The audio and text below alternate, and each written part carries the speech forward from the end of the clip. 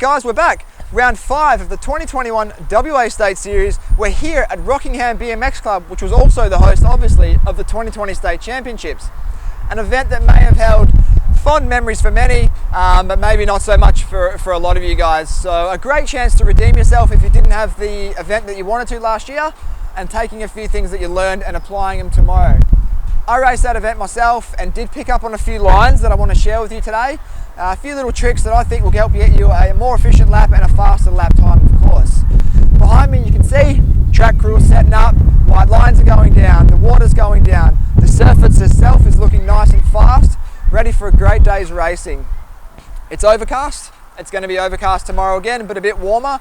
Should be set up for an awesome day racing here at Rockingham.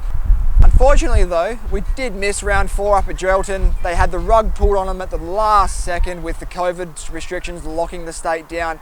It's super unfortunate for the club and its members, as I know they were really looking forward to having everybody up there. So maybe if you see a Geraldton member in the crowd tomorrow, just say a quick hello and let them know that we're bummed that we couldn't get up there. So without further ado, let's get into having a quick look at this track and get ready for racing tomorrow here at Rockingham.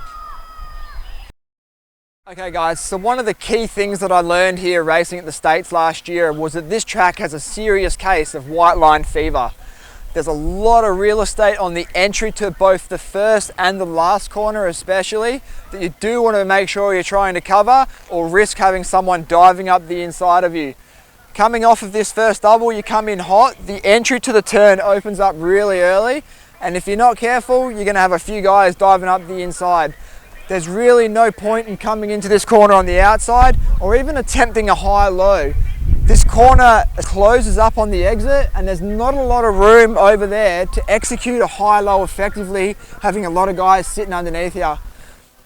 Idea being, if you're on an outside lane here, just get to that white line as quick as possible and cover your inside.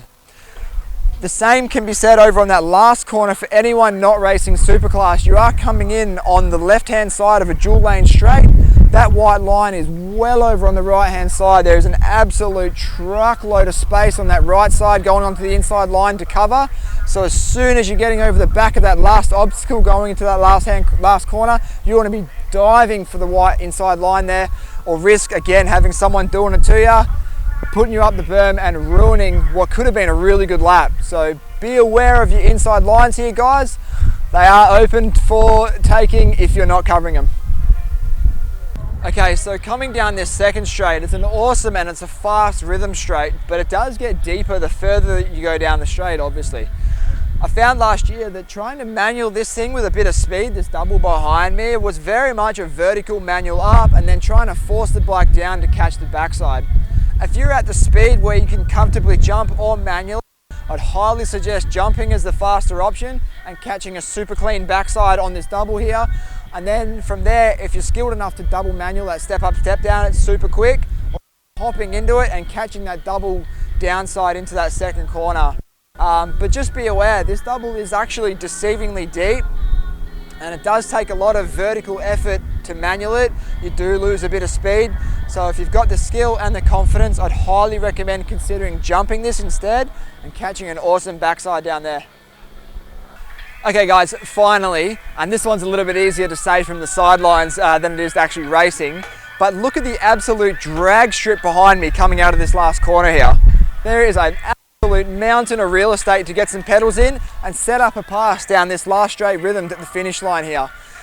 This all involves outweighing your opponent. Obviously, yes, you do want to be covering your inside, but the second you're hitting that apex over there, it's putting in as many hard pedals as you can heading into this last straight rhythm.